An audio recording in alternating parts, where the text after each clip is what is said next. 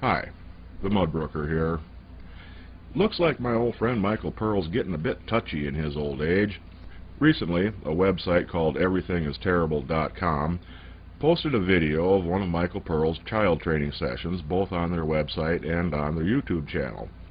Mikey didn't like that video because it shows the unvarnished truth of the things he says and does when he feels that it's safe to do so because he's surrounded by true believers and his followers. So, No Greater Joy Ministries filed a DMCA claim against both the website and the YouTube channel, claiming copyright infringement, and had the video taken down.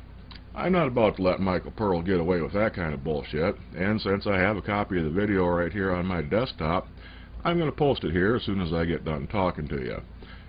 I'm also going to ask that you mirror the video far and wide and put the Streisand effect to good use against Michael Pearl and his child abuse empire. But before you mirror this video, understand that you may be DMCA'd for it.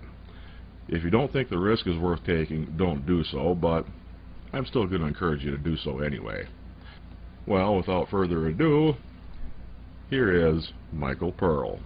The mother needs to understand if she takes away her husband's authority, even by a face, even by making a pitiful look appeal to her husband, she is taking away all authority from that child's life. If that child is going to have authority, mother, you got to let that man be the authority. All right, we're back for question and answer time. I've got my little lady. This is my first wife I brought with me tonight. Does it look like a man's writing or a woman's? Man's. Man's? Tell your wife to slap you. She looked up and saw that camera. She got up and dusted herself off.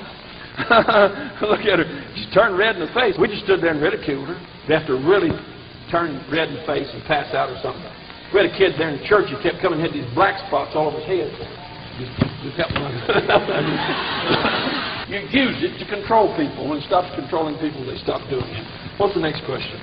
Punish him with the rod severely. That's what you do to screamers around here. If you have fun, it'll be a lot easier training.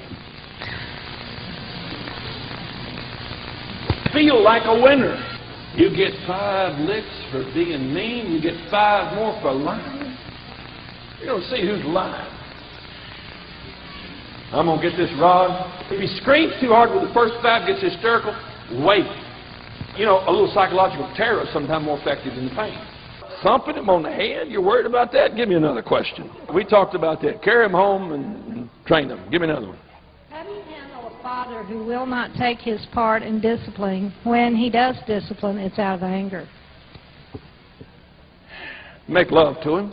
If your husband is an angry man, make love. Get rid of his frustration. Make him happy. All right, another question. Sweetie pie? When using the rod as a training tool, how hard should the reinforcement be? Whoa! Another guy wrote me, he had 2 kids, 12 and 13 years old, that were fussing and fighting. He made them hold hands and run across the street to the other side, touch the house on the other side and come back. They got outside and hid in the bushes holding hands. Now that might not be too strange in San Francisco, but that'd be real weird where they live. Because it's the man who determines the course of the house. So I give them 5 more. So now get up. Still got a bad attitude. Get up. I'm going to say, you're still crying. I'm going to give you something to cry about. You may have quit drinking. You may have quit fornicating.